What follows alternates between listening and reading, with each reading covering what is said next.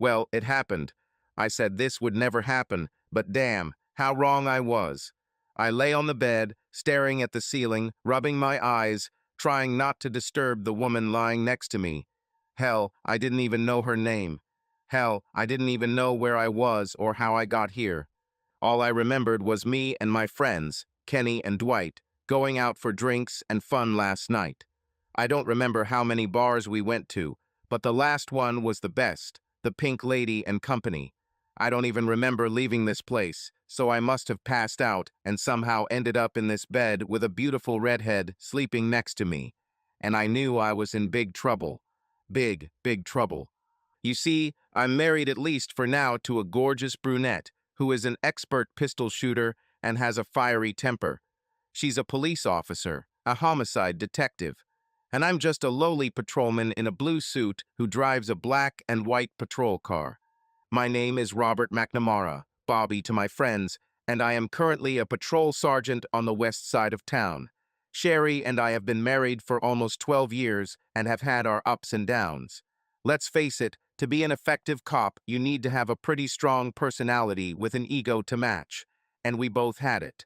We've both been through a few brutal fights where each of us was sure we were right in the argument that started our fights. Eventually, after a few days of avoiding each other, we would forget the past and make up, and oh my, how we made up. We were too busy with our careers to think about starting a family, although I think Sherry was worried about it. Perhaps her biological clock was starting to tick. She hasn't said anything about it yet. Anyway, I got distracted. And now I find myself naked in a strange room, in a strange bed with an anonymous woman. Perhaps my closest friend Dwight can help me. Dwight is a longtime friend from high school and college. We played football in college, but never graduated. Together, we went to the nearest Marine Corps recruiting office and signed up. We did almost 2 tours in Afghanistan until Dwight was injured by a roadside bomb. He was on convoy duty when the device exploded, sending shrapnel through the chassis and into his thigh just above the knee. I was at the base when I heard the news and rushed to the hospital. When I got there, they were trying to save my leg. This was the 3rd time in my life that I cried. The first was when I was born, the second was at my father's funeral. Dwight was like a brother to me. Later that evening, the doctor told me that they were able to save his leg, but he would suffer from a noticeable limp for the rest of his life. He was sent home and later discharged from the building. While he was at home, he was able to engage in investment brokerage and trading, earning decent money.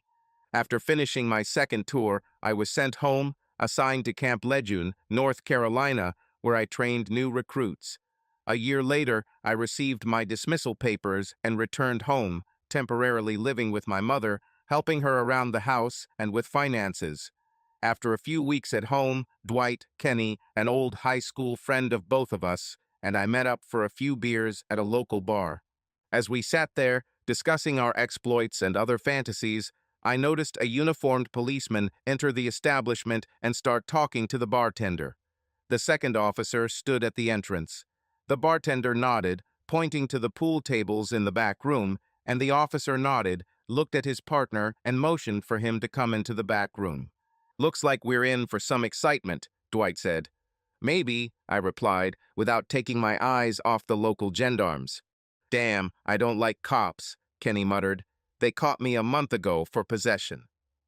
Dwight laughed, but I replied, "No fooling around, Sherlock. I would have caught you too, you idiot. What are you even doing with this crap? School is long over." I have never hidden my feelings. Okay. I screwed up. "Damn, you'd think you'd never mess up yourself," Kenny shouted. Suddenly, a loud crash and screams came from the back room. Before I knew what I was doing, I was halfway there when some creep came running out of the back room towards me. I saw him staring at me, but he didn't expect me to stop him. A second officer helped subdue the other biker, and he was soon handcuffed. They grabbed the freak, who was moaning and holding his balls, lying next to the pool table. Soon the bar was full of police officers, all of them ready for battle. It seems that some of them were disappointed when they discovered that all the participants had already been detained or incapacitated. I walked back to our table and saw Dwight and Kenny looking at me with their mouths open. Jesus Christ, Bobby, what the hell was that? Are you trying to kill yourself? Kenny was a little worried when he screamed. I don't know, man, I replied, looking a little embarrassed. I took a long sip of my beer when Dwight started laughing. Damn, you can't stop being in charge, can you? He chuckled. We need to get involved. I smiled and said, hey, you can take the man out of the body, but you can't take the body out of the man. Semper Fi, we said together, laughing and clinking our mugs. Sorry to interrupt this special moment between you two, but could you step out for a minute? We looked up and saw a gorgeous brunette in a blue suit. I walked up to her, reading her name on her badge, S. Whitley. Looking at her uniform, which fit her perfectly, I noticed that it had no stripes on the sleeves. I stood up and said that my name was Bob McNamara and that I would be pleased to meet her. She smiled and said that she had been assigned to find me. I smiled and, doing my best John Wayne impersonation, said, well, little lady, you found me. She rolled her eyes and turned around, and I followed her outside, temporarily blinded by the flashing red and blue lights. 3 officers approached me. One of them had 3 stripes. Mister, asked the sergeant. Bob, Robert McNamara, how can I help you? I looked at the sergeant, who smiled and replied, I think you've already helped. I just wanted to thank you for your help at the bar. According to Officer Reed, the bastard almost managed to get his hands on Reed's gun until you intervened. Not many people are ready for this. Look, can you give Officer Whitley your name, address, and a phone number where we can reach you? I'd like to talk to you again if you don't mind. No, that's okay, Sergeant. Sorry, Weston, Sergeant Weston. Of course, Sergeant Weston. Happy to help. I shook hands with the sergeant and 2 other officers I had helped subdue earlier. They were very grateful. The eldest of them asked, Core? I smiled and nodded. He said, I guessed it. Thanks again, shook my hand again, and turned to leave. I turned to the beautiful Officer Whitley. Looking me in the eye, she said, Okay, now I have your name. How about your address and phone number? Of course, as soon as you give me your number, I replied with a big smile on my face. Sorry, it doesn't work that way, you sly guy, she chuckled. This is for Sergeant. I can always tell him that you refused. I sighed and said, Okay, 2134 West Euclid, 645 7th and 856. See, it wasn't that hard, right? Thank you. With these words, she turned and left, her delicious buttocks swaying seductively under her belt with a pistol. Looking after her, a lump formed in my throat, and I almost choked when she looked back and smiled. When I returned to the bar, Dwight was laughing and Kenny seemed upset, slapping his forehead. Are you attracted to Kopsha? He whined. Damn, Bobby, she's amazing. Did you get her number? Shaking my head, I said that I tried, but it didn't work, imitating the saddest eyes of a puppy.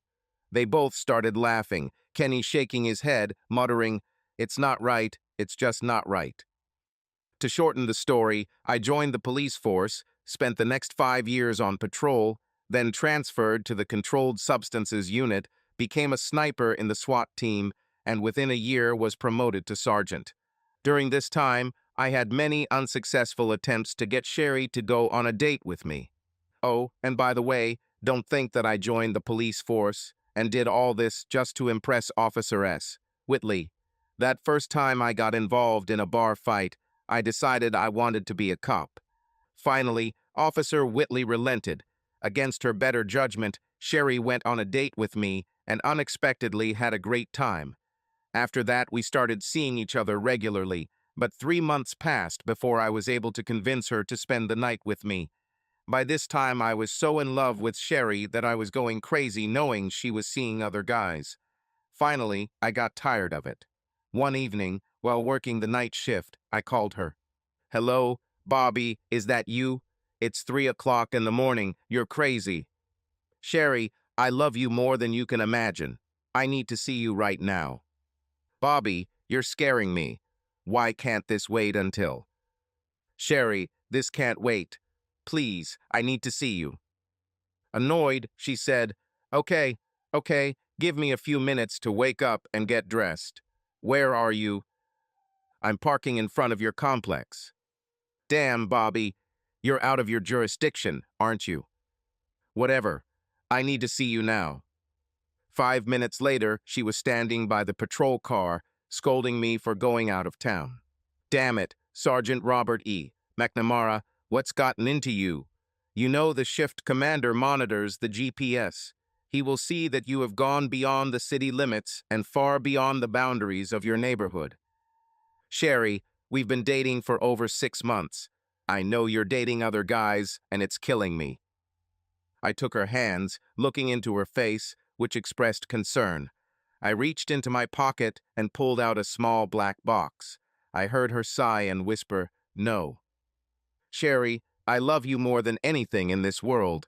I want you to grow old with me, to become my wife. Sherry, will you marry me? I opened the box and thought, There, I said it. Now there is no turning back. It seemed like an eternity passed as she looked at the small black box, at the white gold ring with a 1-carat marquise diamond lying on the blue satin. As I looked at her, tears began to appear in the corners of her beautiful eyes. She looked at me and sobbed. I reached out and gently wiped away her tears, and before I could remove my hand, she took it and pressed it to her cheek. Yes, she said so quietly that I wasn't sure she said it. What? I asked, afraid of the answer. Yes, I will marry you, she replied, throwing herself into my arms. I felt her cry, her tears soaking my form. I took off the ring and, as she extended her left hand, I put it on her finger. It fit perfectly. My radio crackled, and I answered the call. Unit Sam 423. Sam 423, I answered. Well, I recognized Lieutenant Blakely's voice. She said yes. Congratulations, now return to the city urgently. Understood, thank you, Lieutenant, I replied. Looking at Sherry, she smiled and kissed me passionately for a few seconds before repeating the lieutenant's order. Now return to the city immediately, Sergeant McNamara. I hugged her tightly and kissed her before letting her go. She wiped the tears from her face, held my hand, and kissed it. She brought the ring to her lips and kissed the stone as she watched me get into the patrol car. Just as I was about to leave, she shouted, Wait. Sherry ran to the window, extended her hand, and kissed me again. Now go. With that, I left and returned to the station, and as soon as I entered the building, I was called into the briefing room. When I walked in, my entire team, the Eastern Division team, and the lieutenant were standing there clapping and cheering me on. Almost on the verge of tears, I stood there while everyone patted me on the back and said, Well done. Finally, I told my team, Damn, are any of you on the streets right now? Let's go to work, lazy people. Everyone laughed as they left the briefing room. When Sherry and I got married, Dwight was my best man and Kenny was one of the groomsmen. The wedding was great, but the bachelor party leading up to it was a blast. Dwight and the guys on my team had an amazing celebration with live music and dancers. Although I didn't see any evidence, knowing Dwight, I assumed that some of these girls could be expensive prostitutes. It was the last thing I needed before getting married, but Dwight made sure I went through the usual bullying of a soon-to-be unmarried guy. The reception went off without a hitch. Dwight made a toast as if at a wake. The only thing I noticed was that Dwight couldn't take his eyes off Sherry. I knew he was attracted to her and joked a few times about keeping his hands to himself, but I trusted him completely. He would never do anything to hurt me or Sherry. I looked at the redhead and gently tapped her on the shoulder. What? Sorry, but who are you? She slowly turned over and looked at me, at first confused, and then with worry in her blue eyes. I guess I should ask you the same question, shouldn't I? Now I was completely confused. Let's start again, okay? My name is Bob. Bobby McNamara. What's your name? She looked unhappy and answered irritably. Suzanne O'Connor. Now can you tell me how I ended up in your bed? Suzanne, you might not believe this, but This is not my bed. I don't know where I am or how I got here. And to be honest, I don't remember you, and I definitely wouldn't forget you if I met you." She smiled slightly and went to the bathroom. A few minutes later, she came out, dressed in stylish faded jeans, a white top, and a short denim jacket. In her right hand, she held a pair of red cowboy boots. "I found my clothes in the bathroom, and no, we don't." Looking at her stupidly, I asked, "Are we not? We didn't have sex." "Oh, thank God. Sorry, that didn't sound right. I'm just glad I didn't cheat on my wife." Suzanne laughed and came over to me. I was under the covers when she leaned over and kissed me on the cheek. "Your wife is a very happy woman. If you weren't married, I could easily marry you." Now it was my turn to blush and smile. "Thank you." I started to think that I better get her phone number in case I needed protection. "Suzanne, don't get me wrong, but can you leave me your phone number?" She hesitated, then took a business card from her purse and handed it to me. It was the business card of the famous law firm O'Connor, Doyle, and Witherspoon. I looked up and said, "O'Connor?" She shrugged slightly and said, "My father. I just finished law school and he's ready to hire me." She laughed when I said that I might need her professional services later. "If your wife loves you as much as you love her, you won't need it." Suzanne smiled and left the room. I lay there trying to remember last night. What the hell happened, I thought. Then I thought, damn, I better go home. I found my clothes on the chair next to the bed and quickly got dressed. I recognized the lobby of the old Baxter Motel and walked up to the front desk. A dirty clerk in a cheap suit asked what I needed. "Hey, when did I check in last night?" "Room 157. I watched him check the computer and said, "About 2 in the morning, Mr. Copperfield. You already paid for the night, so it's okay." "Mr. Copperfield, how was the room paid for?" I asked. "Cash in advance, as stated here. The night clerk checked you in. There is a note here that you were with your wife." Oh, it keeps getting better. "Do you have other information? Driver's license, vehicle description, and license plate, anything else?" "No, since the clerk accepted the cash up front, he didn't ask anything else. It says here that you and your wife paid in cash and went straight to the room." Um, when does the night clerk come on duty?" I was starting to worry. "Sorry, sir, but he won't be back at work until next week, Friday, I think. Ask Jimmy Freeman." I slipped the clerk a 20 and went outside to look for my car. Wasn't sure she'd be there, but here she is. Someone worked hard to arrange all this.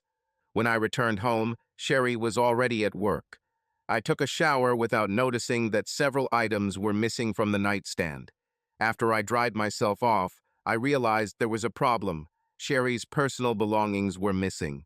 Running to the bedroom, I discovered that some of her clothes were missing, and after checking the drawers, I realized that most of her underwear was missing. Damn it, I thought, someone did a good job of setting me up. I tried to call her on her cell phone, but she was clearly checking calls. When I called the station and asked for her, the secretary said that Sherry had checked out and was on her way out. "Son of a dog," I muttered. "How the hell am I going to get this hothead to listen to me?" I decided to call Dwight and find out what the hell happened last night. "Dwight, where are you?" "In your apartment, buddy. How are you feeling?" There was a grin in his voice. "Not good. What the hell happened last night?"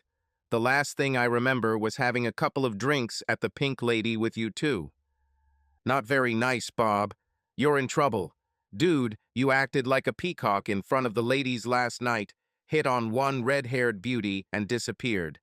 After you disappeared, I left, but Kenny wanted to stay. He had a little girl he was flirting with. It seems Sherry has come looking for you. How she knew we were at the Pink Lady, I have no idea, but Kenny tried to tell her that you were out for some fresh air.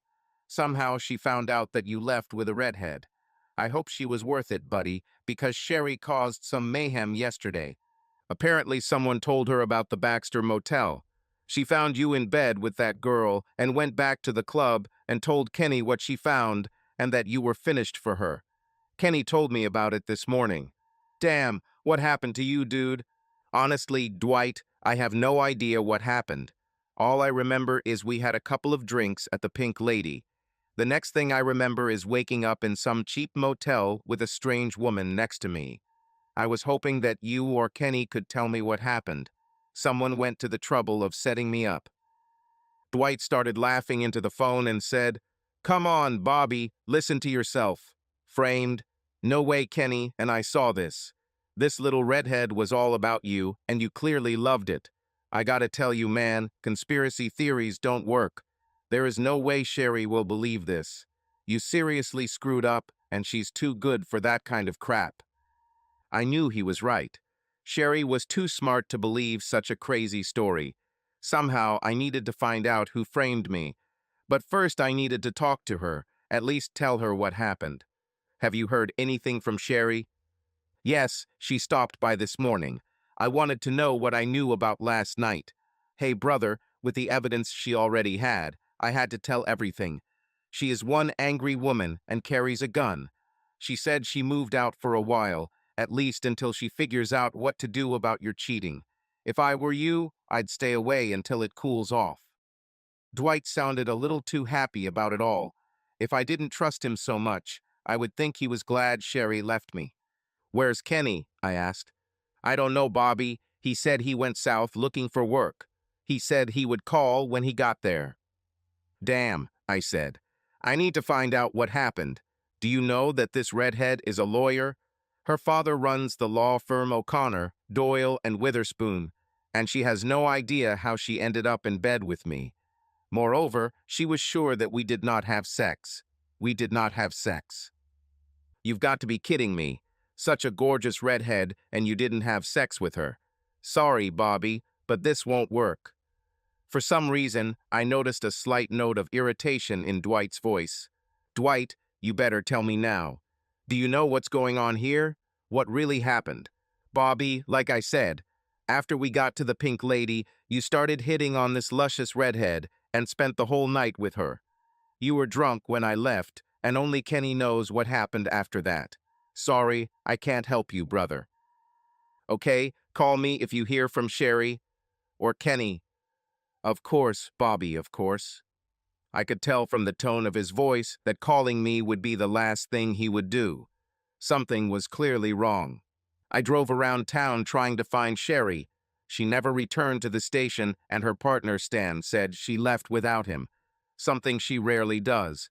I knew the car she drives, a black Ford Crown Vic, but I haven't found it yet. Towards the end of the day, I finally gave up and returned home. When I pulled up, I saw this Ford in the driveway. Entering the house, I heard sounds from the bedroom and hurried there, finding Sherry packing 2 suitcases. When she heard me come in, she turned and stared at me, her eyes red from crying. "Get the hell out, you bastard. I don't want to see your pathetic face." "Sherry, please. This is all a huge misunderstanding. I was tricked." Her eyes widened, and she began to laugh. "Dwight said you would say so. Do you think I'm an idiot? What do you think, Bobby?" She continued, throwing clothes into the suitcase. "You're a fucking piece of shit. Dwight told me how you hit on this girl and left with her. I found your car in the parking lot of the nearest cheap hotel, the Baxter. The night clerk said the couple had checked in an hour earlier. When I showed him your photograph, he confirmed that it was Mr. Copperfield. Mr. Copperfield. Come on, he confirmed that it was Mr. Copperfield in the photo. It wasn't hard to get the key from this idiot. When I opened the door, you were there at your best with this woman of easy virtue. I should have kicked your ass, but no, I left you two to sleep off your training. So, go on.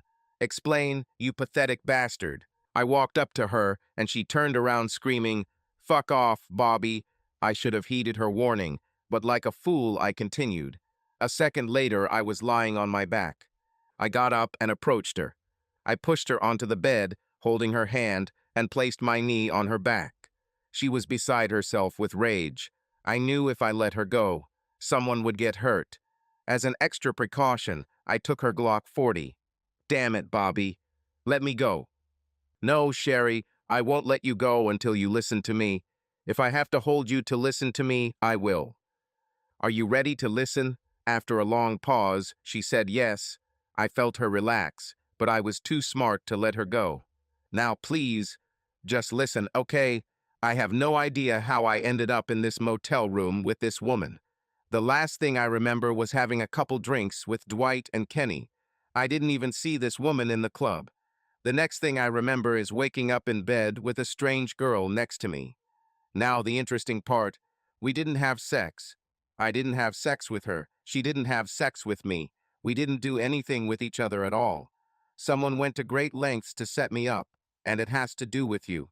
This so-called prostitute you found me with, her name is Suzanne O'Connor. Can you guess who her father is? James O'Connor, familiar name? O'Connor, Doyle, and Witherspoon. The poor girl had just finished law school and was about to work for her father. Do you really think she would ruin her life by sleeping with a married man and ruining his marriage? She was just as shocked as I was when we woke up together. You're the only one who knew to look for me in The Pink Lady. Why? Who called you? I looked at her and saw that she was no longer resisting and said, okay, I said everything. If you still don't believe me and want to leave, fine. Just understand one thing. You know me. You know how much you mean to me. Do you really think I would jeopardize our relationship for a quickie in some cheap motel? Damn it, Sherry. You know how much I love you. I would give my life for you. I got off her, letting go of her hand. Sherry continued to lie there, her shoulders beginning to shake. I heard her sobbing and went over to hug her. She didn't resist as I hugged her tightly, her arms wrapped around me and her tears spilled onto my neck.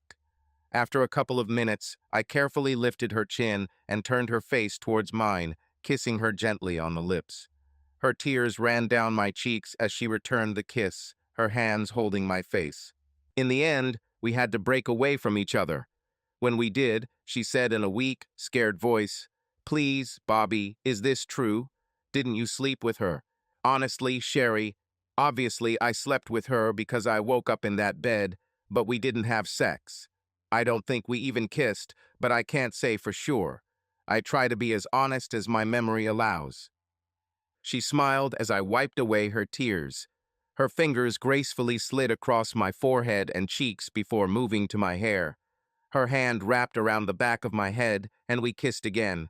She pushed me onto the bed. She started to unbuckle my belt, but I stopped her and said, "Sherry, are you sure?" "Shut up and love me," she whispered. We made love. "Robert, will you forgive me?" I looked at her and said, "For what? What would I do if I found you in bed with another man? Damn it, Sherry, I probably would have shot him."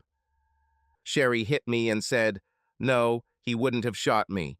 But I don't think he could have walked out of there on two good legs." "Without a doubt. Sherry, we need to talk. Some people went to great lengths. I can only assume this was done to keep us apart. Why? Who called you at the club?" She looked away before answering. "Dwight. He said there was something I needed to see. He wasn't there when I got there, but Kenny, poor Kenny, he could never lie to me. Kenny said you just went out for some fresh air. As I was leaving, some strange woman whom I had never seen before came up to me and whispered that she saw Sergeant McNamara leaving with a beautiful red-haired girl. I should have asked her how she knew I was looking for you, but I didn't." Kenny's eyes nearly popped out of his head as I angrily left the bar. "I assumed that if you picked up some girl, you'd head to the nearest motel. That's where I found you, in bed with what's her name, Suzanne." "Yes, she was upset when I woke her up. I didn't know what happened or if we did anything until she said she was sure we didn't have sex. You can't imagine how relieved I felt when she said that. At first I thought I would lose you, but it didn't add up. I'm absolutely sure that either I or O'Connor were framed. I just don't know who yet." She looked down as she said she had a suspicion. "Tell me, Sherry." "Dwight. Do you think it's him?" Hot anger began to fill me. "If it's him, I'll kill him." I I think so. When I went to see him in the morning, I wanted to know what happened last night. He said that when you walked into the Pink Lady and Company, you started hitting on a beautiful red-haired girl. He said you two danced and hugged like lovers. Dwight acted like he didn't want to give you away, but he had no problem telling me that you and the redhead had left the club. He added that he followed you outside and saw you press her against the car, kissing her. He then watched as you got into the car and drove away. Dwight said he was angry at you for cheating and called a taxi because Kenny said he would stay a while longer. That bastard. What else, Sherry? You're hiding something. She hesitated before saying, Dwight asked me to stay with him for a few days while I decided what to do. Damn it. I jumped out of bed and punched the wall. That little piece of shit. I knew he was always attracted to you, but I never, ever thought he would do something like that. Why did he even think he had a chance with you? Did you say or do something to make him think that? God, no, Bobby. I'm not that stupid. Look, Dwight may be wealthy, drive his fancy Maserati, and live in Bayshore Towers, but none of that would make me go for it. I belong only to you, and before I saw you with that woman, I thought that you belonged only to me. I really thought about his proposal. I was so angry with you that I thought that me staying with him would make you really angry. Well, that would be it. I would probably turn him into mince if that happened. She frowned and said, Yes, that would be stupid of me. What do you want to do? I looked at her, and an idea came to my mind. Sherry, this is what I want you to do. I want you to leave me. I left you, why? Let me finish. Yes, I want you to be outraged by your husband's betrayal. I want you to leave me and... Did you tell Dwight that you will stay with him? She sighed before admitting that she did just that. Okay then, I want you to move into his apartment for a few days. Act like an angry, betrayed wife. And remember, you're an angry wife and a cop, so you have to act like you're ready to shoot first and ask questions later. If you see me, let's see what he does during this time. I will begin to look for answers to this connection with Miss O'Connor. She looked at me for a moment before agreeing. Remember, Bobby, don't lose your composure. I mean, act like you're mad that I'm staying at Dwight's. But control yourself, okay? Don't worry, I know how to deal with this. By the way, have you heard or seen Kenny? No, should I have? Dwight said Kenny went south to look for work. Kenny would tell me to borrow my Harley. It's not like Kenny to leave so suddenly. Try to find out something while you're there. And Sherry? What? Don't get too comfortable there in the towers. She laughed and hit me. You better not take me for granted. Taking 2 suitcases, she headed to the car. Let me help you. No, I can handle it myself. We want it to look believable. Right? I think you're right. Call me when you can.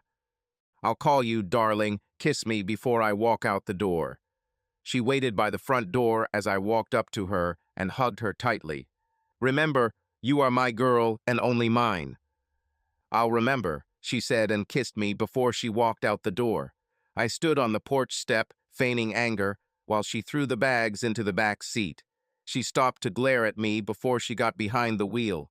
Moments later, I watched the Crown Vic disappear into the distance. Dwight, you really screwed up this time, I said, my voice barely audible. Time to get down to business. Dwight carried Sherry's bags into the guest room, internally rejoicing at the results of his work. His only mistake was not finding out who the girl was before drugging her. Hell, if her old man ever finds out that it was Dwight who drugged Big Jim O'Connor's little girl, Dwight will be dog food. Literally. It's late now, but damn, that little redhead was too damn cute. Little did she know, he had groped her a little before he and Kenny left the motel room. Kenny, the little idiot, didn't want to touch her. Sherry, here is the key to the apartment. The duty officer and the receptionist have already been notified that you will be with me. I'm really sorry about Bobby, but you can stay as long as you need. Thanks, Dwight. It will take me a few days to find my place. Are you sure you want to get involved? I thought you and Bobby were like brothers. Dwight winced when he heard this and replied, He's still my brother, but I also consider you just as close, and I don't approve of what he did. Dwight looked into her eyes, amazed at how red they were, probably from crying. Damn, he thought, she's this tough murder detective bitch, But in reality, she's just a pathetic, albeit beautiful woman. I'll make her have sex with me before she leaves. He smirked at the thoughts running through his head, his expression not lost on Sherry. Is there anything funny about all of this, Dwight? She asked. Oh, no, sorry, Cher. I understand what you're going through.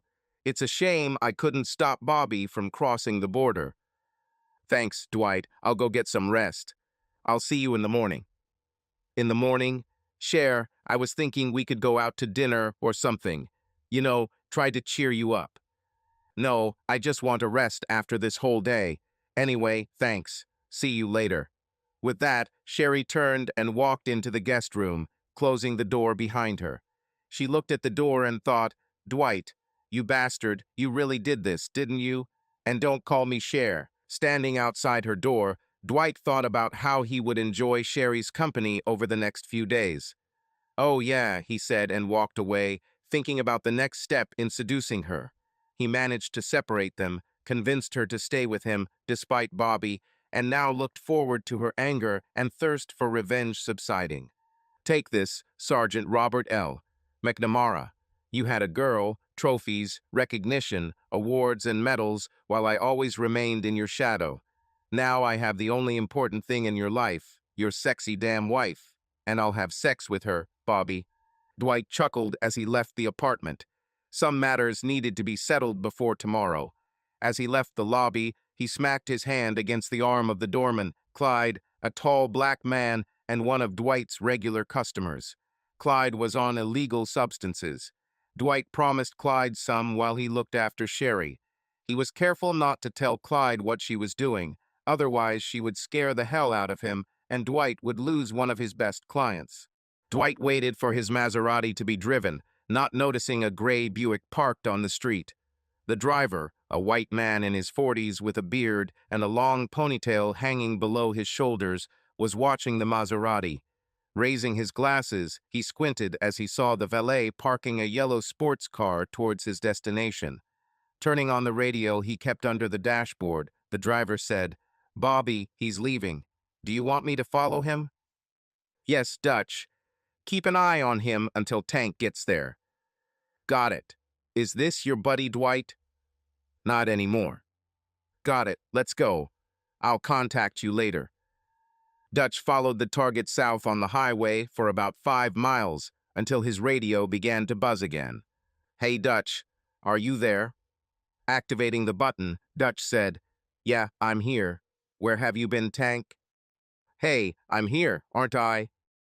Okay, the yellow Maserati is about 5 cars ahead, see? Yes, you won't miss this one. No kidding. Hey, you two. Get busy, Bobby ordered, and watch your language. You can have your own frequency, but management can still listen to it. Sorry, boss, we'll do everything, Tank said. No problem, Dutch replied. Tank took over surveillance, following the Maserati south until he was relieved by Bobby. 75 miles later, Dwight turned onto Indian Truck Road with Dutch following. Hey, Sergeant. Yes, Dutch. He pulls up to a small roadside motel. Next to it is a dilapidated gas station. I'll stop by and get gas. Great. Tank? Yes, boss. Be prepared to take surveillance. Once Dutch has fueled up, find a place to hide. Your shabby van will fit perfectly there. Got it, Tank said. Bobby asked 2 investigators from the Controlled Substances Unit if they could assist him with urgent personal surveillance. Both of them, beholden to Bobby with their lives, were willing to do anything for him. But when they asked why his close friend was targeted, Bobby only said, It's personal. They also heard that Sherry had left him. News spreads quickly throughout the station, especially when 2 of the department's best employees go their separate ways. Bobby. Yes, Dutch. Okay, your friend went into the back room at the end of the building. When he approached, the door opened, but I didn't see who was there. Great. Tank. I'm here. Found a great hiding place. Just call when you want to finish. It's not for long. Dutch, when he leaves, you and Tank keep an eye on him. I think he will return to the city. Guys, Sherry is participating in surveillance. Keep this in mind. Dude, glad to hear it, boss, said Tank. So the rumors are false? Yes, but he doesn't. Both Dutch and Tank understood Bobby's last sentence. This guy Dwight is in deep trouble. Kenny sat on the edge of the dirty, unmade bed, looking at Dwight, who stood at the door. Dwight looked around the room with disgust and tried not to touch anything. Kenny, everything is going according to plan. I took Sherry in, and Bobby is now out of the game. Did you know that this little red-haired woman of easy virtue is a lawyer? In fact, she is the daughter of Big Jim O'Connor, a top lawyer. It's good that she doesn't know that I gave it to her. Bobby said all she knows is that she woke up next to him. Damn, Dwight, what are you doing? You know that Bobby will find out everything, and when he finds out, we're done. Kenny paced nervously around the small room, his hands clasped together. His eyes were wide open and darted around, like a wild rat looking for food. Calm down, Kenny. You just need to stay here a little longer. I can't let Bobby find you and find out the truth. As far as I know, he had a drunken affair with a beautiful redhead. So calm down. Do you have enough goods to last you? Kenny nodded nervously, a smile spreading across his face. Yes, I have my little bag of fun to get me through. But if I have to stay here longer, I'll need more. What a loser, Dwight thought. Maybe we should just get rid of him. For good. Okay, just let me know. Remember, sit quietly. Understood? Damn, Dwight, I got it. I got it, okay? Great, I'm leaving. If anyone appears suspicious, call me. Dwight looked around and left. Time to check on the clients, he thought. A minute later, his Maserati roared to life and rolled toward the highway. He didn't notice the beat-up van that followed him. Kenny was still pacing nervously when he heard a muffled knock. What the hell, he thought, that Dwight forgot. When he opened the door, it swung open with a bang. He was stunned for several seconds until he opened his eyes and saw the furious face of someone who had once been his good friend, Bobby McNamara. Hi, Kenny. How are you doing? I knew my tone sounded like death. I crouched down in front of Kenny. Hi, Bobby. What are you doing here? I think you're smart enough to understand. I think it would be better if you'll start talking. I do not know what.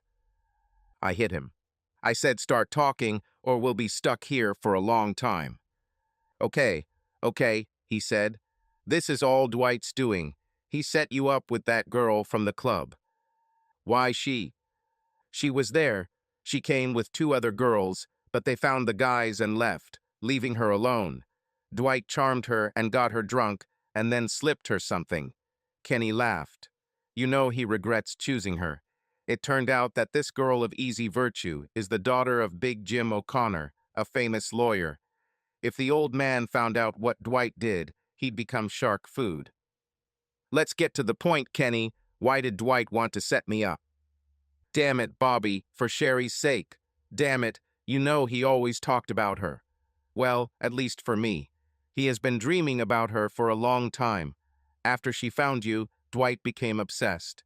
At first he was your best friend, but then depression set in when he realized that she would never pay attention to him. You may know that he tried to ask her out, but she always refused. After you joined the police force, Dwight began looking for ways to keep you apart. What the hell was he going to do next? I asked angrily. He was going to seduce her and sleep with her.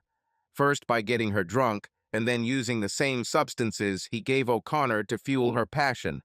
Hell, Bobby, he even wanted to film it. First I had to film.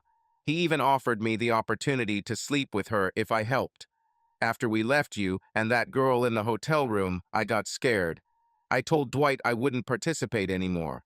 Damn it, I interfered with the lives of a good friend and 2 cops. It was too hard. Dwight ordered me to hide here until he finished his job.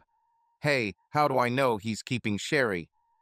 Looking at Kenny, I couldn't believe that I had ever considered these 2 people my friends. I took Kenny to my car and called the local patrol, who brought my ex-friend to the station and arrested him for complicity in the kidnapping.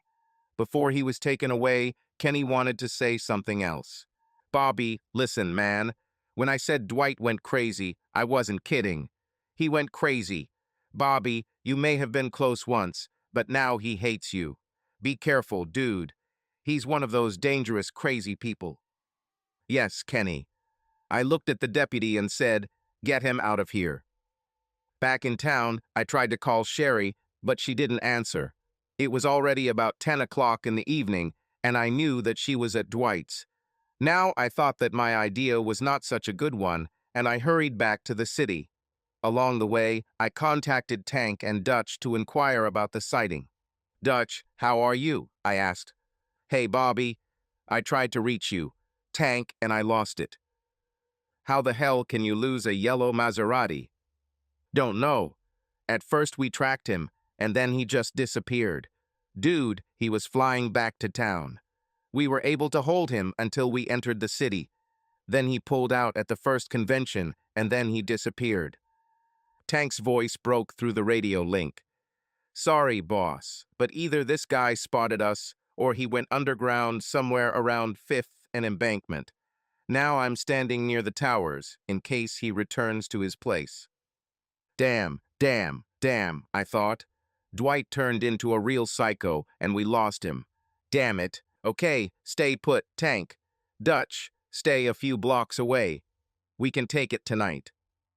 Got it, boss, Tank replied. I will, Bobby. I'll keep you posted. Thanks, guys. I'll see you when I get back to town. Dwight really went underground, literally. He didn't notice the surveillance. He was meeting with his dealers in a hidden warehouse near the pier. Damn it, he thought, this is crap. One day I will be at the top and not drown in middle management. He divided the goods among his couriers and sent them off. A few minutes later, he was on the road again, heading towards the towers with Sherry on his mind.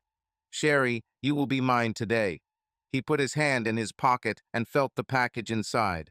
Dwight smiled, imagining what he would do to her. Patting the bundle again, he sang, Prepare a treat, the meat is sweeter. 20 minutes later, Dwight pulled up to the glass doors of the towers. Clyde was still there. After the valet drove off in the Maserati, Dwight approached Clyde, who opened the doors. Well? She didn't leave. Should still be at the top. Need some help, boss. No, I can handle this myself. Clyde smiled and took off his hat. In that case, I went. See you tomorrow, boss. Dwight reached out and shook the big man's hand, passing the package into Clyde's palm. Clyde turned, putting his hand in his jacket pocket, quickly leaving to get his dose.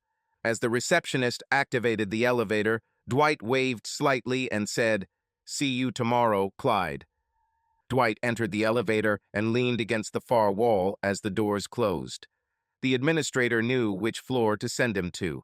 He pulled out a plastic bag and took out 2 pills. The doors to his foyer opened, and he stepped out into his apartment. Apart from a small light, the main room was dark. He pressed a button near the entrance, and his living room slowly lit up. He walked to the other side of the room and slid the sliding glass door onto the balcony. Walking up to the railing, he looked out from the balcony, admiring the sparkling lights of the city. What a damn cool life I have, he thought. Hi, Dwight. Did you just get back? He turned and stared at the vision before him. Sherry was wearing gray sweatpants, but had a cutout sleeveless top on top that revealed quite a bit of cleavage and midriff. She wore white leg warmers that ended just below her knees, covering her ankles and calves, and her feet were wrapped in fuzzy red socks. Her hair tied in a ponytail gave her a sexy look. God, she was amazing. This outfit did not hide her appetizing body at all. Man, he was going to enjoy this night. Yes. Things got delayed today. I thought you were already asleep. I was sleeping, but I woke up a couple of hours ago. Dwight, I have to say, your apartment is amazing. I don't even want to think how much it cost you. He smiled and waved his hand. I can afford it. Would you like a drink? She nodded and said, Sure, what do you have? Name your drink. I'm sure I have everything. After everything I've been through, I could use a strong cocktail, she said. If she had noticed his smirk, she wouldn't have said anything. What about kamikazes? This should help you. She walked up to the balcony and said, sounds good. Thanks, I'll take one. I'll do it now, he purred. Damn, she makes it too easy, he thought. He walked over to the bar and began preparing drinks. While he was stirring her cocktail, he dropped the powder into the glass. The drink became cloudy, but after stirring it became clear again. She was leaning on the balcony railing, her elbows resting on the metal rim, when he returned. He easily saw the seductive contours of her elastic butt and long, slender legs. Here you go, one special kamikaze for a special lady. Sherry took the drink and said, "Thank you, kind sir." He stood to the right, slightly behind her, watching as she raised the glass to her lips.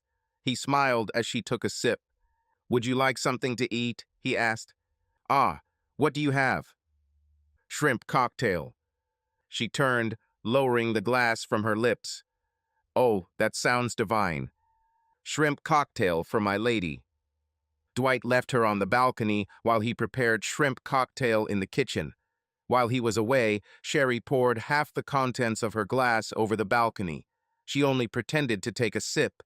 She suspected that Dwight might try to sneak something in and didn't want to risk it. While he was in the kitchen, she searched his apartment but found nothing illegal or incriminating. She also hid her gun. She suspected that Dwight might try to find him. Dwight returned with a shrimp cocktail and placed it on a small glass table between a pair of lounge chairs. When he noticed that half of her drink was gone, he couldn't help but smile. Sherry walked over to the right lounge chair and lay down on it. She watched as Dwight sat down on another lounge chair and took one of the shrimp from the glass. After he ate it, she took the shrimp that was closest to him. Putting it in her mouth, she moaned, this is so delicious. Thank you, Dwight, for your generosity and for letting me stay here for a couple of days." Not long later, she ate 4 shrimp. Sherry didn't notice that Dwight only ate 1. "No problem, Sherry. As I said, you can stay as long as you like. My home is your home." Making a hand gesture, he pointed to his domain, not noticing how she poured the remaining drink into the flower pot next to the chair. Before he turned to her, she pressed the glass to her lips. Sherry leaned over and placed the glass on the floor, almost losing her balance. "Oh, I'm a little dizzy," she said, and lay back down. She rubbed her eyes and said, "Oh God, I shouldn't have drunk those kamikazes on an empty stomach. I really feel weird hot. Dwight, I'm sorry, but I think I'm going to go lie down." Swaying, she stood up, holding on to the armrest of the chair. "Can you help?" he asked. No, everything will be fine, thank you." Sherry slowly made her way to the guest room, locking the door. As soon as she closed the door, she sat down on the edge of the bed. "God," she said, "this guy is a professional." She checked behind the nightstand and grabbed the Glock, placing it under her pillow. "Showtime," she muttered and lay down on the bed. All she could do was wait. As she lay there, she felt her body begin to tingle. An hour passed, and Dwight was sure that by this time the substance had taken effect.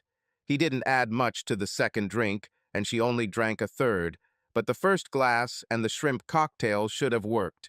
He knew from experience that some women drank very little, so he began adding the substance to the shrimp and sauce. He always took the first unmixed bite, and Sherry ate 4 shrimp covered in sauce. He stood outside her door and listened. He tried the handle, but found the door locked. Cursing, he went to get the key. A second later, he quietly opened the door and looked inside. Finally, he thought, my fantasy had become reality, and later she will volunteer to participate. Dwight has already installed the cameras. Her mind was in an uncontrollable state. She felt something was wrong, but didn't care about it. The only thought is sex. She didn't care who had sex with her.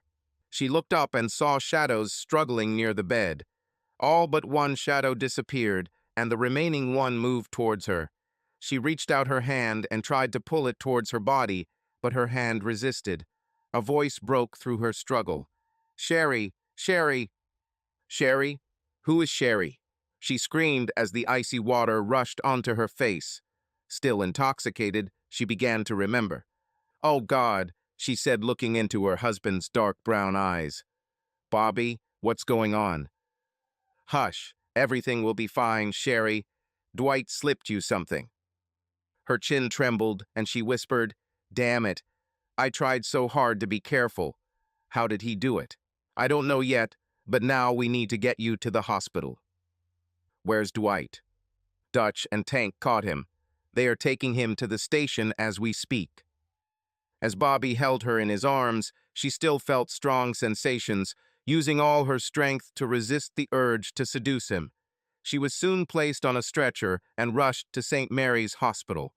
Everything was going as well as he had planned. She was ready for sex, and he was about to do it when someone stopped him. When Dwight finally focused on the dark figure above him, damn, Bobby, get this bastard out of here. Dwight felt himself being roughly grabbed and dragged out of the room. He soon found himself tied up and thrown onto the floor of the back seat of the car. He heard two men get into the car and the engine started. A gruff voice said, Man, you're one lucky bastard. Bobby wanted to rip your head off. Damn, we'd love to help him, but he's too good a cop. But you damn idiot, I guarantee you'll enjoy your time in the cell. When Bobby met Dwight at the station the night of his arrest, Bobby learned the depth of hatred his close friend had for him. Dwight was filled with envy at Bobby's easy success. Whether in high school, university, or the Marines, Dwight was jealous of Bobby's accomplishments, but was good at hiding his feelings. After Dwight was discharged from the Marines, his friendship with Bobby began to crumble due to increasing depression. Unknown to Bobby, Dwight became involved in the sale and distribution of illegal substances. Starting out as a low-level courier, he soon rose in the business. Seduced by easy money and thirsty women, Dwight's appetites grew.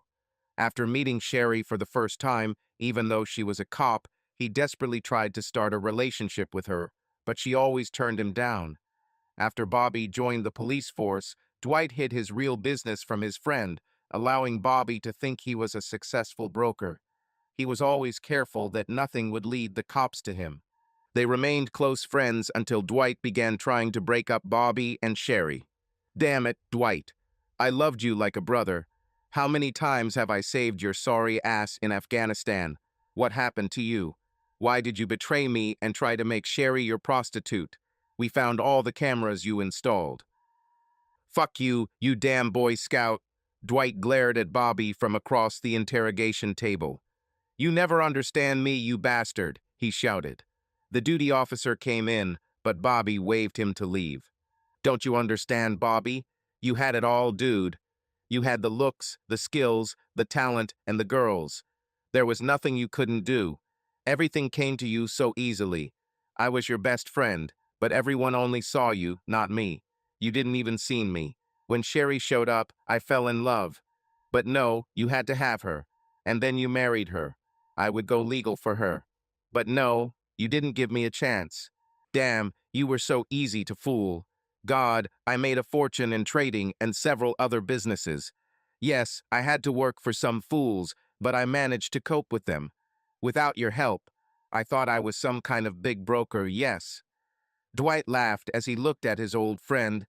Bobby looked at his close friend, never suspecting the depth of Dwight's hatred. He shook his head, stood up, and walked towards the door. Before he left, he turned and said, Dwight, I'm sorry you felt that way. Perhaps I should have understood your feelings a long time ago. But all you had to do was tell me. I would be there for you. After Bobby left the room, Dwight stared at the door, a single tear rolling down his cheek. Dwight W. Matherson was found guilty of 2 counts of kidnapping and 1 count of aggravated sexual assault. He was also found guilty of trafficking and selling controlled substances. Serving 25 years in state prison, Dwight was ineligible for parole. 2 years later, he was found dead. Kenneth J. Banka, also known as Kenny, was charged with 1 count of kidnapping and being an accessory to kidnapping. He testified against Dwight and cooperated with the Dawes office. He was given 5 years, with the possibility of parole after 3 years, but he never left prison. A week before his parole hearing, Kenny was found dead in his cell. Despite the unsuccessful investigations, Bobby had no doubt who was behind the murder. Big Jim always believed that revenge was a son of a bitch.